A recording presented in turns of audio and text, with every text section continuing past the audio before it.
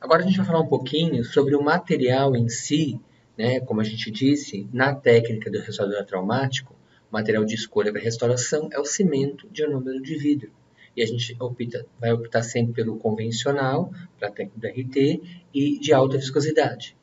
Claro que, como vocês estão vendo aqui no slide, eu também citei, nem sempre nós podemos utilizar um ionômero encapsulado, mas se possível, a gente vai estar optando sim pelo encapsulado, até pela praticidade e também pela agilidade, a gente teria uma produtividade maior, certo? Muito bem. Como a gente falou para vocês, o ionômero de vidro não é um material novo, né? Ele surgiu na década de 70, onde ele já era a evolução de dois grandes cimentos que existiam no mercado, que era o cimento de silicato e o cimento de policarboxilato. No cimento de silicato, ele herdou uma grande propriedade de liberação de flúor, que é o que a gente sabe que é uma das grandes características, que o ionômero de vidro ele libera flúor e também é um reservatório de flúor. E do cimento de policarboxilato, né, ele herdou uma grande capacidade de quê? De adesão puramente química, tá certo? Agora, quando ele surgiu no mercado, os primeiros ionômeros do mercado tinham propriedades insatisfatórias, né? Por quê? Propriedades estéticas insatisfatórias, um tempo de trabalho muito reduzido, um tempo de presa muito demorado. Então, claro que a própria necessidade do mercado, ele fez com que surgissem, os ionômeros fossem tendo evoluções, principalmente para melhorar o que diz respeito à estética e principalmente o que? A resistência. Então, se você for ver, de 70 até agora, os ionômeros foram ganhando grandes evoluções, tá certo? E principalmente a própria técnica do RT, ele fez com que os ionômeros fossem melhorados para que a gente chegasse no ionômero de alta viscosidade e, portanto, maior resistência e, claro, uma maior longevidade das nossas restaurações. Então, as empresas foram evoluindo para que a gente trouxesse, então, surgissem materiais de maior qualidade. Como eu disse, tá vendo? De 70 para cá, né, a gente teve grandes evoluções e a própria técnica do RA, né, do TRA ou do ART, contribuiu para que surgissem os ionômeros de alta viscosidade, né? Os principais componentes do ionômero de vidro, claro, são a sílica, né, que são as partículas de vidro, tá certo? O alumínio e fluoreto de cálcio. E o próprio flúor que está presente na composição, ele não só, claro, ajuda na questão das propriedades, né, anticariogênicas, né, ou melhor, né, que ele vai ajudar na questão da remineralização, mas ele também ele melhora as características de trabalho e também melhora a resistência do cimento. Então, por isso que é importante. Né? E no caso do líquido, né, o líquido de ionômero de vidro, basicamente, o que é? O pó são as partículas, né, de sílica e o líquido é a solução de ácido poliacrílico, tá certo?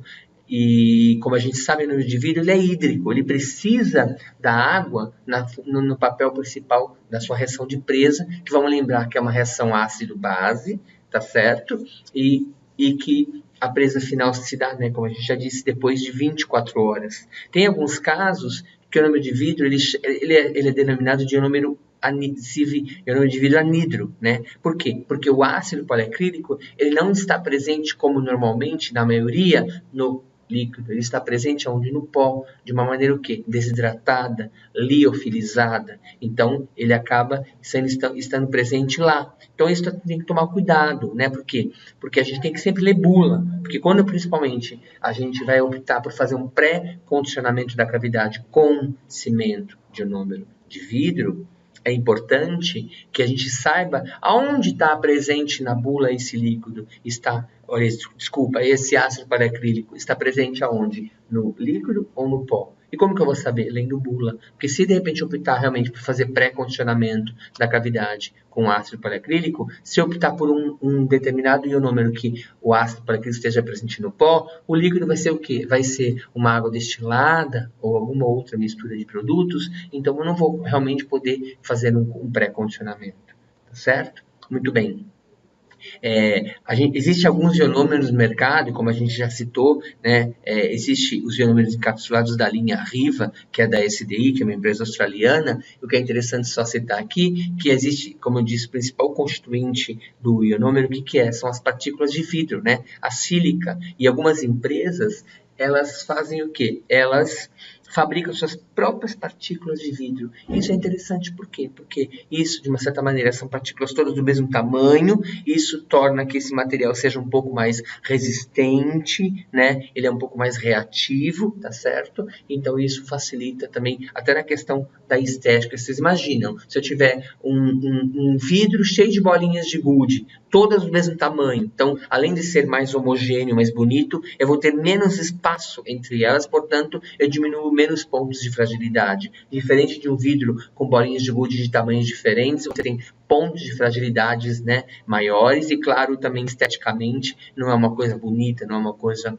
homogênea. Tá certo? Então, isso que é interessante também a gente lembrar de algumas marcas. Outra coisa interessante, que também é importante lembrar na escolha do ionômero de vidro, que além de ele ser de alta viscosidade, de preferência que ele seja radiopaco, principalmente para a gente que trabalha com remoção parcial, onde a gente vai fazer uma restauração, vai fazer uma preservação e acompanhamento radiográfico dessa restauração. Então, é importante que ele seja radiopaco, né? E também nem todos, infelizmente, ionômeros que a gente tem no mercado são radiopacos, tá certo?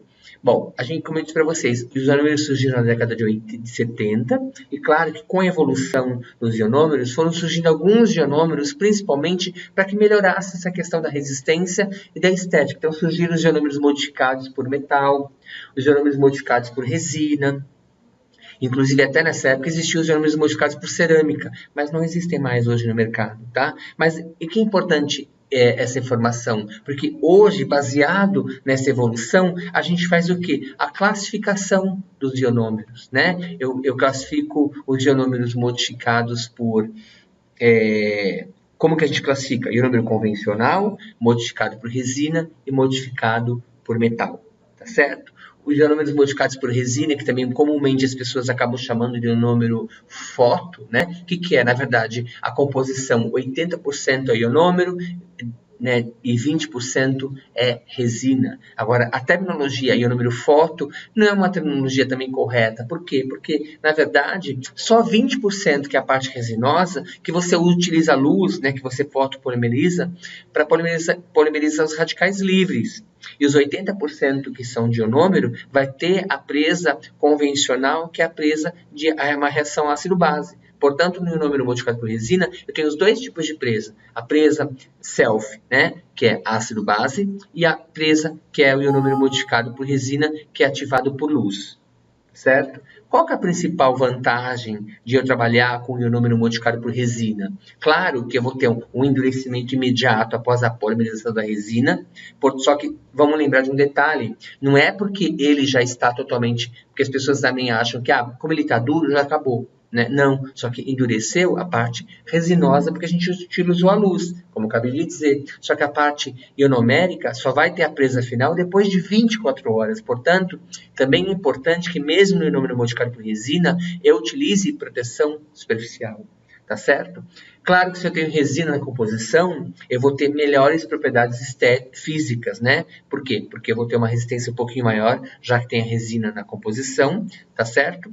Agora, esse aumento de resistência imediata à incorporação ou perda de água, como eu disse para vocês, é imediata porque, de repente, parte dele já tomou presa. Mas eu não vou poder deixar de fazer a proteção, porque, realmente, a maior parte do material que é ionômero, a presa final só será depois de 24 horas. Tá certo? Então, a gente também, claro, vai ter uma maior resistência, já que tem resina na composição. Eu tenho uma maior gama de cores, mas hoje, os ionômeros mesmos convencionais, as empresas têm gama de cores que favorecem também a utilização, pensando, claro, na estética. Claro que se eu tiver resina, eu tenho uma maior translucidez e não afeta a liberação de flúor. Só que assim... Claro que os ionômeros convencionais liberam mais flúor do que os modificados por resina e, claro, que os modificados por metais. Então, como que a gente então classifica, né?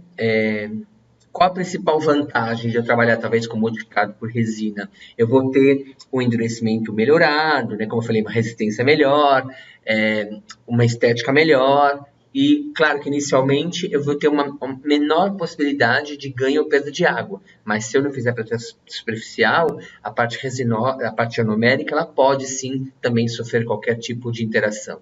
né? E a desvantagem é que, claro, se eu tenho resina na composição, num prazo de 1 a 2 anos, eu também posso ter o quê? Contração de polinização, já que eu tenho resina na composição, certo? Agora, diferente do ionômero convencional, que a contração de polimerização lembra quase que na mesma proporção do que o dente, ou seja, o dente expande e contrai, o material expande e contrai quase que na mesma proporção, que é uma grande característica do cimento de ionômero de vidro. Certo? Então, como a gente falou, de acordo com aquela evolução dos cimentos, a gente classifica os ionômeros de vidro de que maneira? Os ionômeros convencionais, que são os puros, né? Os ionômeros convencionais, os modificados por resina e os modificados por metal. Ser pó líquido ou ser encapsulado, isso não é uma classificação, isso é apenas uma forma de apresentação comercial. Eu posso ter um ionômero convencional pó líquido, eu posso ter um ionômero convencional encapsulado. Apenas uma forma de apresentação comercial. Indicações e contraindicações, isso a gente não precisa tanto entrar em detalhe, mas principalmente onde a gente pode indicar hoje os cimentos de ionômero de vidro, né? Para restaurações, claro, como eu disse para vocês, ele é sim um material restaurador definitivo, né? E principalmente no caso do RT, a gente vai utilizar, né? Lembra como eu disse, em cavidades com metade externa de dentina, em cavidades de oclusais, classe 1 ou ocluso-proximais, né? A gente pode utilizar com várias outras indicações, mas claro, a gente aqui não vem ao caso, já que a gente está focando especificamente no ART, tá certo? Numa restauração, né? Tratamento restaurador traumático, tá certo? Mas a gente sabe que a gente tem várias indicações de ionômero, como selamentos de fósforos e fissuras, que é também indicado pela própria técnica do ART. A gente utiliza como material de forramento, né? E se sabe também na literatura que o ionômero de vidro hoje é material de primeira escolha para fazer forramento, né, e preenchimento das cavidades. Enfim, a gente tem várias indicações precisas aqui do cimento de ionômero de vidro, tá certo? Contraindicação, eu acho que assim, principalmente com relação ao material, a gente sabe, como eu disse, a gente tem limitações do ionômero de vidro. O que a gente tem na literatura, com tranquilidade, aqui para a classe 1 de primeiro molar permanente, classe 1 de molar descido e classe 2, né, o ocluso proximal de molar descido, a gente tem tranquilidade, tem trabalhos mostrando que a gente tem bastante longevidade para esses tipos de cavidades, tá certo? Mas o mais importante assim, é lembrar que principalmente em cavidades muito grandes, né, onde eu tenho, principalmente regiões de muito esforço mastigatório, claro que não estaria indicando um cimento de ionômero de vidro, mas especificamente para a técnica de RT, só lembrar que a gente só vai trabalhar com metade externa de dentina, tá certo? Rapidamente, aqui eu vou passar rápido algumas características que a gente já falou do cimento de ionômero de vidro. Lembrar que em termos de resistência à compressão e tração, os ionômeros de vidro, como modificados por resina, são superiores aos convencionais, mas, claro, ainda são inferiores em relação à resina e à amálgama, tá certo? Como material para forramento, como a gente acabou de dizer que são indicados, eles são superiores, o que a gente vê na literatura, superiores a hidróxido de cálcio e a óxido de zincangenol no que tange a questão de resistência à compressão e à tração, tá certo? Aqui a gente vê alguns trabalhos mostrando alguns ionômeros de vidro modificados por metal, onde eles comparam as misturas milagrosas, que são as misturas manualmente preparadas ou as misturas já prontas em cápsulas, onde a gente vê que as propriedades são superiores, tá certo?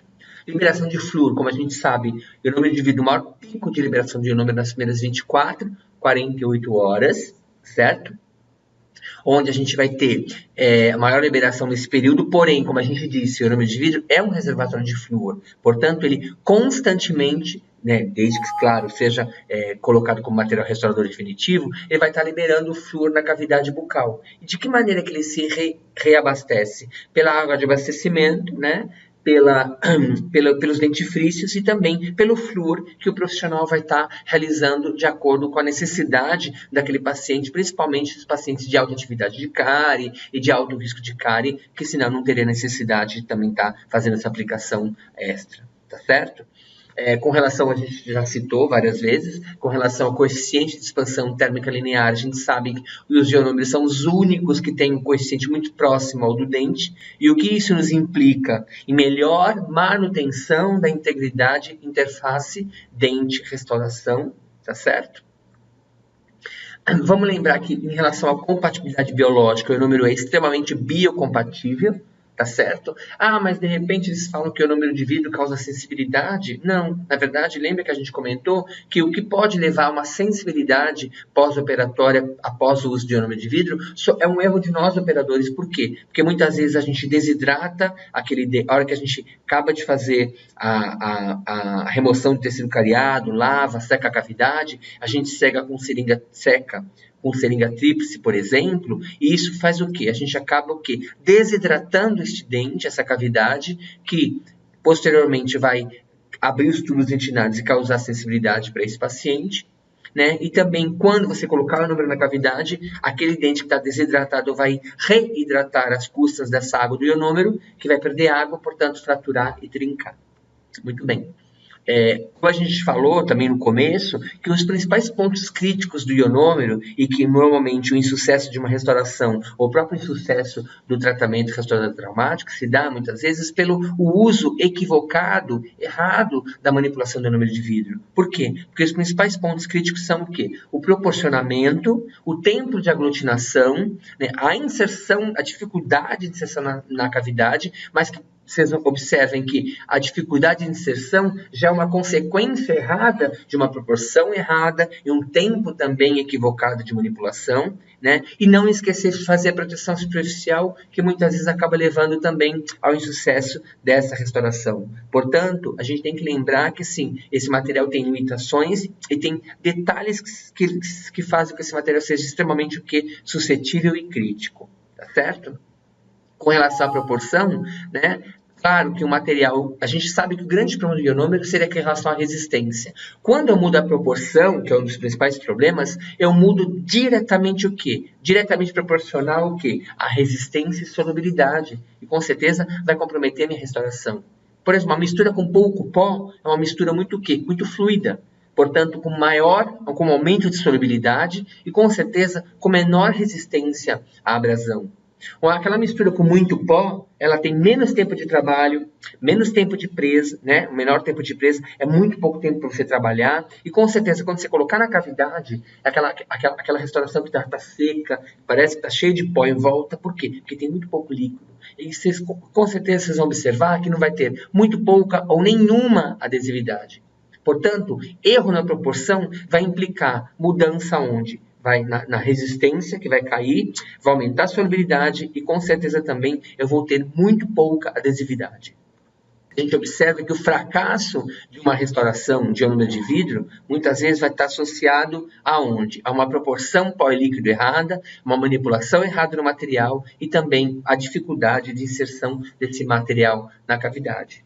Bom, a gente falou que como dica prévia àquela restauração de ionômero, a gente pode fazer, né, protocolo, uso prévio do ácido poliacrílico por 10 segundos. Para quê? Para que a gente melhore a energia de superfície dessa cavidade e o material escoe melhor e diminua a formação de bolhas. Mas hoje a gente já sabe também que existem artigos, trabalhos na literatura que mostram que eu posso até não fazer, talvez, o uso desse ácido poliacrílico porque não teve diferença, né, como necessidade de um pré-condicionamento dessa cavidade, tá certo?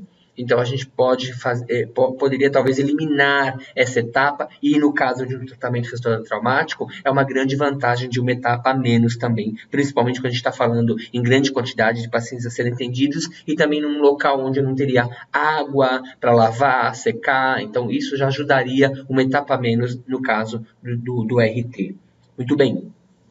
Quando levar o material, a partir do momento, tanto ele como pó líquido ou como encapsulado, eu só posso levar o material à cavidade enquanto ainda estiver com aquele brilho úmido, porque a perda do brilho significa fase avançada de presa. E, portanto, fase avançada de presa, eu não vou ter adesividade para que esse material possa ser aderido, então, na cavidade. Tá certo? Muito bem.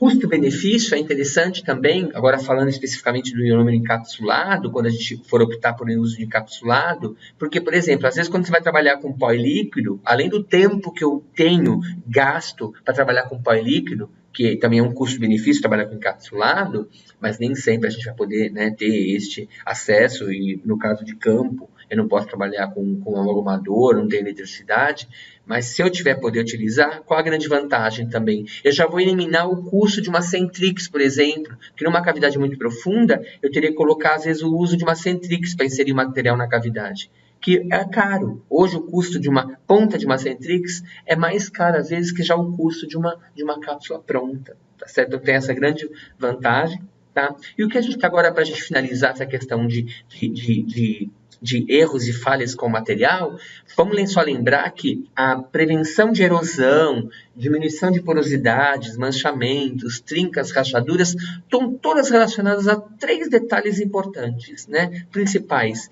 Todos esses problemas que a gente encontra de ionômero são decorrentes do quê? Principalmente, realmente, como a gente acabou de falar até agora, a proporção não seguir uma proporção correta, não inserir o material enquanto estiver apresentando brilho úmido e, claro, não fazer a proteção superficial que é exigida do material. Lembra? Proteção superficial, o que seria? Evitar que esse material, nas primeiras 24 horas, possa sofrer um processo de cinérese ou imbibição. Tá certo? Então, tá vendo aqui, eu vou só passar rapidamente esses slides, mas o que eles querem dizer? Que, por exemplo, na prevenção de falhas de adesão, principalmente, qual o principal motivo? Não respeitar o brilho úmido, não respeitar a proporção, tá certo? Remover os excessos muito tardiamente, tá? Com relação à erosão, tá vendo? O que está acontecendo? Proporção errada, não fazer proteção imediata. Então, como a gente colocou naquele resuminho, todos esses problemas de ionômero estão sempre atrelados a esses 3 problemas. Proporção equivocada, não respeitar o brilho do material e não fazer proteção superficial. Com relação à proteção superficial, quais são os materiais que a gente pode utilizar e que estão na literatura com evidência? A vaselina sólida, que é muito comum a gente trabalhar em campo, né, no caso principalmente de ORT. Esmalte de unha transparente, nesses incolor, apesar de que hoje em dia a gente evita um pouquinho o uso desse material porque ele tem solventes, tá certo? O verniz cavitário, o antigo, né, aquele antigo verniz, o Cavitine do amálgama, poderia ser utilizado também para fazer a proteção superficial. Os adesivos dentinários, mas apenas os adesivos que sejam à base de água, teria que ler a bula. Adesivos dentinários que forem à base de água, eu posso utilizar para fazer a proteção superficial e fazer... por quê? Porque ele não, os que são à base de álcool ou cetona, ele vai volatilizar, então isso não poderia remover água, né, do ionômero. Tá certo? E os selantes de superfície são o quê? São esses materiais que as empresas já vendem, né? Como o quê? Os selantes de superfície, que são aqueles fines de gloss. Para quê? Para a gente fazer a própria proteção superficial, né? Eu particularmente gosto bastante de usar os adesivos ou os selantes, por quê? Porque eu vou pôr uma fina película de adesivo, desse material, fotopolimerismo, então eu tenho certeza que este material vai ficar ali protegendo as minhas 24 horas iniciais para que realmente não tenha nenhum tipo de alteração na superfície do ionômero de vidro, certo? Aqui, continua a mesma coisa, olha, porosidades, manchamentos, todos esses slides que a gente está passando na sequência aqui, o que são? Estão mostrando que realmente esses problemas de trincas, rachaduras, porosidades, manchamentos são decorrentes disso. Proporção equivocada, não fazer proteção imediata e não respeitar o brilho do material. Aí a gente fala, poxa, com tantas propriedades satisfatórias, o ionômero é biocompatível, adesão química ao esmalte de dentina, baixa solubilidade, adesão em superfícies úmidas, coeficiente de expansão térmica linear muito próximo ao dente, liberação contínua de flúor, né, e remineralização. Por que ainda as pessoas insistem, talvez, em não utilizar este material como material restaurador definitivo? Tá certo? Claro que são materiais críticos e sensíveis, principalmente no que diz respeito ao quê? À proporção, né? A manipulação do material, que é o grande problema, que com certeza vai, a mudança nessa proporção, com certeza vai alterar a propriedade do material, tá certo? E principalmente, quando a gente muda a proporção, como eu também já citei, eu com certeza vou ter resultados que vão interferir aonde? Na solubilidade, na resistência diminuída e também na menor adesividade do material, certo? E a gente sabe que, então, esta proporção e manipulação do material que é o grande problema. Por isso que existe hoje uma tendência, né, mundial de comercialização dos ionômeros de vidro, que em cápsula. Por quê? Porque eu vou ter uma cápsula pré-fabricada, uma quantidade correta de ionômero, uma proporção mecânica que vai facilitar e vai homogeneizar e vai padronizar essa manipulação e com certeza uma facilidade de inserção na cavidade. Por quê? Porque eu vou ter um biquinho que vai colocar meu material diretamente já dentro da cavidade. E com certeza, ionômeros modificados, os ionômeros são encapsulados. Hoje a gente já tem alguns resultados, né, onde dizem que as propriedades físicas, né, são superiores quando comparadas com o ionômero pó e líquido, né? E é de se esperar, porque de repente a gente vai tirar aqueles erros que comumente a gente tinha de proporção errada, manipulação errada, já que tudo isso está sendo feito o quê? Já com uma cápsula pronta, manipulada por uma máquina, então a gente vai tirar esses viés aqui de manipulação, tá certo? Com certeza, um erro de uma proporção equivocada, de manipulação equivocada, vai levar a grandes problemas, né, nessas propriedades físicas dos materiais, tá certo? Muito bem. E como eu já também citei, que as alterações dimensionais dos ionômeros encapsulados são muito menores quando comparados pelos fornecidos pelos ionômeros quando são manipulados manualmente nos pós-líquidos, tá certo? Agora, outra coisa interessante também é que o ionômero encapsulado ele é totalmente reprodutível, ou seja, todo mundo consegue fazer de uma maneira mais padronizada, já que a gente tem essa vantagem de trabalhar com a proporção fixa e uma máquina manipulando e uma facilidade de inserção. Então, isso faz com que seja um pouco padronizado o atendimento também, tá certo? A cápsula acaba sendo também um custo menor, que ela já funciona como uma própria ponta aplicadora do material dentro da cavidade. Então, esta é uma grande vantagem e benefício também quando eu trabalho com ionômero encapsulado, tá certo? E como a gente também já citou e o que mostra nesse slide, todas as propriedades testadas, né, com relação à liberação de flúor, tempo de presa, microinfiltração, presença de porosidades, todas essas propriedades são superiores quando comparadas com pó e líquido. Inclusive, alguns trabalhos que compararam longevidade de restaurações feitas com ionômero encapsulado em contrapartida com ionômeros manipulados manualmente, a longevidade dessas restaurações dos encapsulados foram superiores. Claro que quando a gente trabalha com pneu, mas é claro que eu tenho que saber utilizar os dois. Porque se a gente vai trabalhar em campo, eu não tenho eletricidade, eu não tenho um amalgamador, né, disponível, a gente vai ter que também trabalhar com o ionômero em pó e líquido. Tá? Então vamos lembrar que a gente sempre tem que assim, manter os frascos bem fechados, não vamos manter o ionômero na geladeira, nem o pó, muito menos o líquido também, tá, ok? Porque se o pó eu manter na geladeira, ele pode ganhar água. Se eu manter o líquido em geladeira, ele vai gelificar e quando voltar à temperatura normal, ele vai perder as propriedades, tá certo? A gente sempre, quando vai trabalhar com pó e líquido, a gente vai agitar o frasco para misturar todos os componentes, né? E depois o líquido a gente já vai deixando ele numa posição horizontal para diminuir a formação de bolhas, tá certo? E o líquido, geralmente o que ele é viscoso, isso quando o ácido poliacrílico está presente no líquido. Caso, em salvas exceções também, ainda bem que a maioria dos ionômeros no mercado, o ácido poliacrílico está no líquido, tá certo?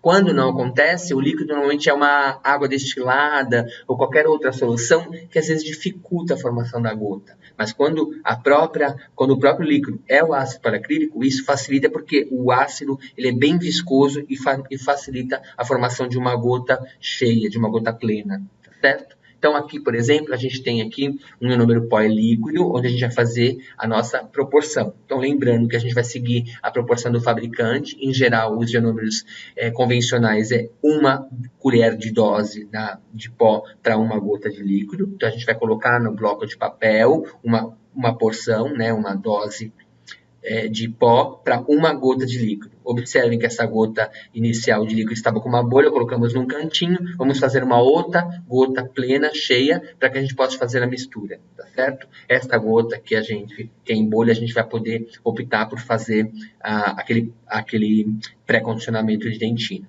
A gente vai sempre separar a porção do pó em duas partes, né? Lembra, esmagar aquela gotinha, espalhar aquela gotinha no bloco de papel para quebrar o ângulo, né, de superfície, para melhorar o molhamento do pó líquido. E vamos então iniciando a mistura, tá? Observem que a gente já começa a ter aquele brilho úmido que a gente espera do ionômero de vidro.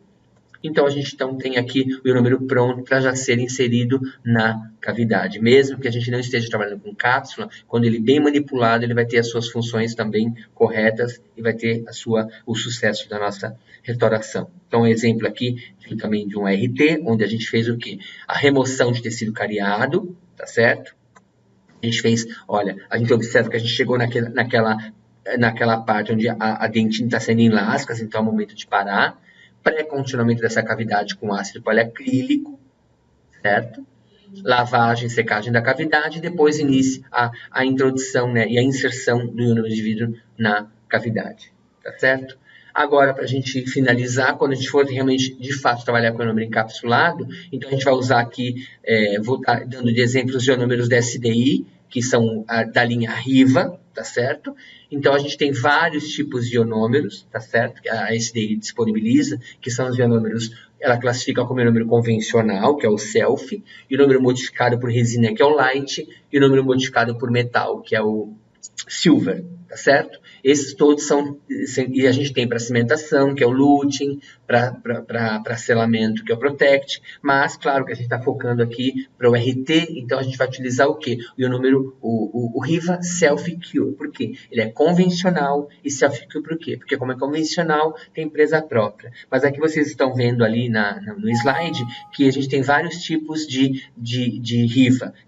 Todos eles têm tanto na versão pó líquido quanto na versão cápsula. Tá certo? Então, por exemplo, se eu optar por um sistema encapsulado, a gente vai precisar de um amalgamador de cápsula, a gente vai precisar de um aplicador que é específico do sistema, não posso usar Centrix, não posso usar qualquer outro tipo de aplicador, senão não vou conseguir empurrar o êmbolo para levar o material dentro da cavidade.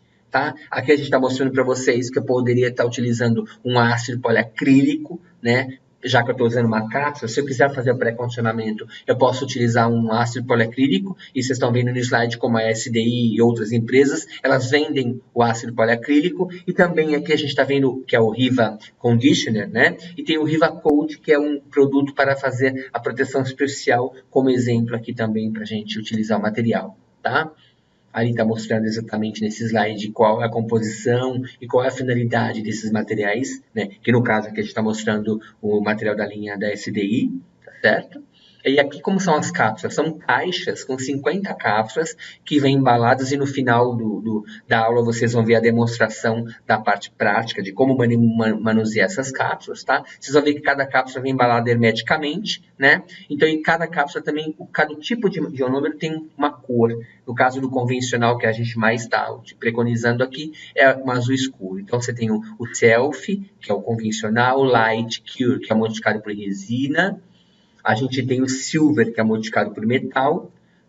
A gente tem o Luting, que é para cimentação. E a gente tem o Protect, que seria para selamento, né? Mas a gente também sabe que a gente pode utilizar o próprio ionômero convencional, Self-Cure, para fazer selamento. E no caso do RT, a gente vai trabalhar com o ionômero convencional, né? Que é o Self.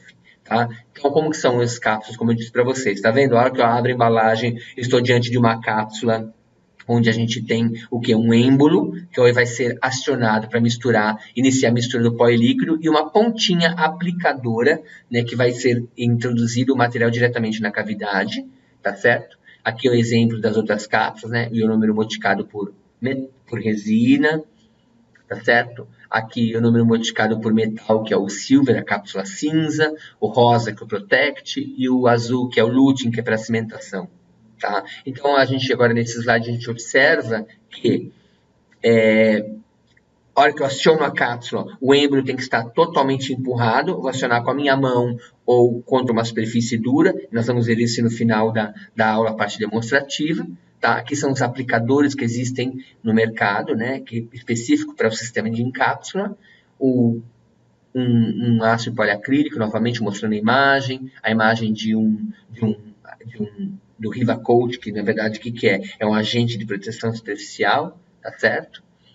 Então, a gente tem vários tipos de aplicadores aqui. Claro que também eu vou precisar de um amalgamador de cápsula, ou melhor, um misturador, para que a gente possa fazer a mistura. E se eu optar por um ionômero modificado por resina, claro, eu precisaria de um fotopolimerizador para polimerizar os radicais livres da parte resinosa.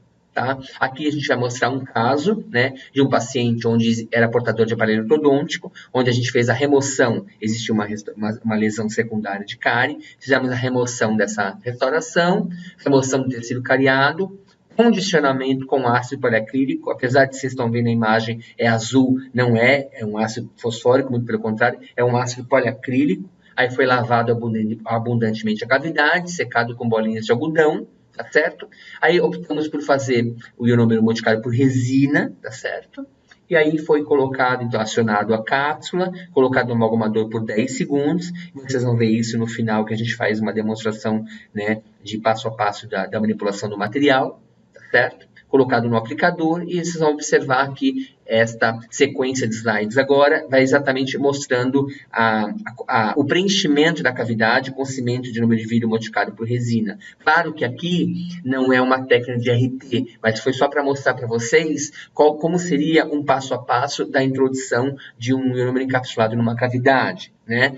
Se eu estiver em campo, não vai ser da mesma maneira, né? A gente, mas só, não é aqui aqui não é o caso, não é uma técnica do restaurador traumática, mas só para exemplificar uma restauração com ionômero de vidro, já que a gente está falando especificamente do material, tá certo? Então, essa sequência de slides mostram uma restauração de ionômero de vidro, né, com ionômero modificado por resina, até o final aqui, onde a gente polimeriza todo o material, e no final a gente pode observar que no final a gente ainda tem mais um passo, que seria o quê? Essa gotinha que está mostrando é o quê? É justamente o material para fazer a proteção superficial, e que no caso aqui optou por um material pronto para fazer um finest gloss, né, uma proteção e uma polimerização dessa proteção superficial, tá?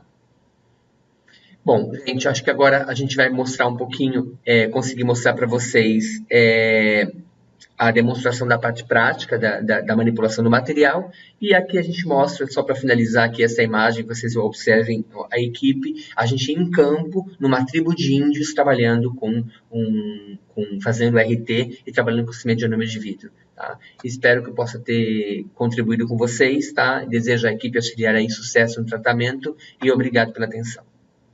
Nós vamos agora, neste momento, falar um pouquinho sobre a manipulação do cimento de ionômero de vidro e vamos focar um pouquinho na manipulação de um ionômero encapsulado.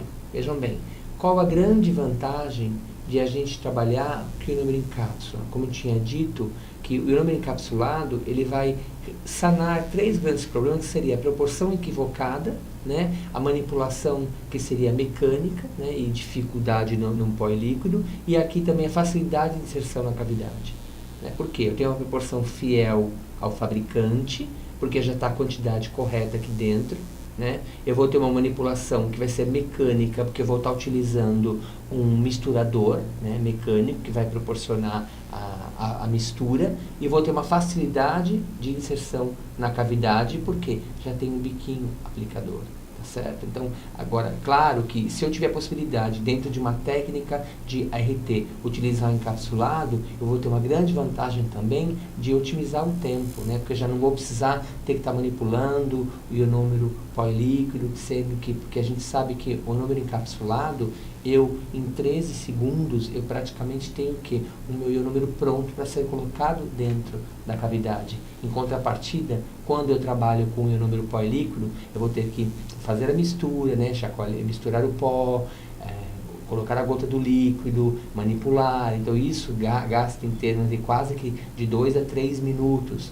Em contrapartida que o encapsulado eu vou gastar 13 segundos, tá certo? Então como que funciona então? Para a gente trabalhar com encapsulado, eu vou precisar o quê? De um misturador, de um misturador, né, que a gente chama de um amalgamador em cápsula, né? Eu vou precisar, né, de um aplicador, né, que seria para o quê? Para poder levar o ionômero dentro da cavidade e, claro, eu vou precisar de uma cápsula de ionômero.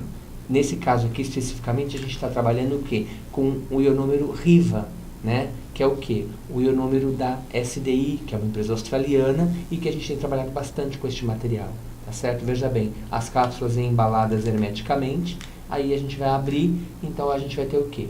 Como que a gente vai trabalhar? Vocês podem observar que a cápsula ela tem um biquinho aplicador e vai ter um êmbolo. Este êmbolo, quando acionado, vai fazer a ruptura de uma membrana que mistura o pó e líquido, certo? Então a gente vai, como que a gente vai acionar a cápsula? Ou a gente vai acionar com a mão, ou a gente seria pressionando contra uma superfície dura, tá certo? Mas vamos lá, então vamos fazer o quê? Eu vou acionar, devo colocar imediatamente no algumador, tá certo? E vou trabalhar com 10 segundos. Isso são as normas do fabricante. Eu não posso trabalhar nem com menos, nem com mais. Tenho que observar, então, os 10 segundos. Depois, imediatamente, nós vamos colocar no aplicador, para que, então, já possa ser inserido na cavidade.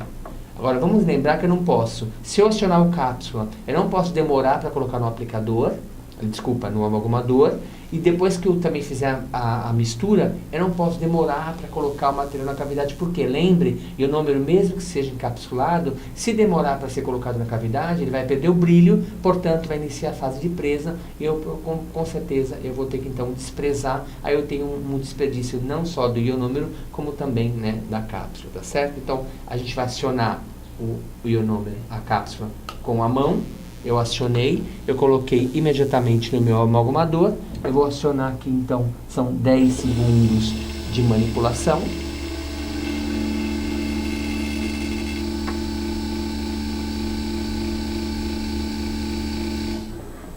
Imediatamente a gente tirou do amalgamador, a gente vai encaixar aqui no aplicador, tá certo? Que tem já uma ranhura especial para ser encaixado.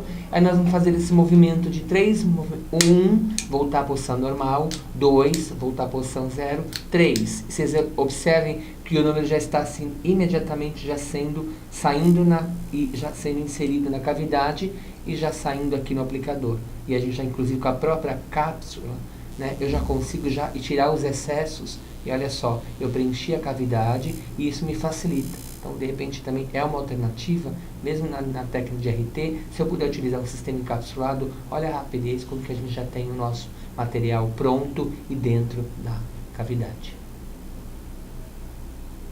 Aí, como que nós vamos fazer? Depois, a gente apertou o êmbolo do aplicador, eu tirei a cápsula, que já vai ser desprezada, né? E a gente então vai conseguir ter uma produtividade maior, até um atendimento de maior número de pessoas, já que a gente está trabalhando com o sistema encapsulado. E como eu disse para vocês, a grande vantagem também da cápsula é que a gente tem já alguns estudos que mostram que várias propriedades testadas foram superiores, né, do ionômero encapsulado quando comparado com o ionômero pó e líquido.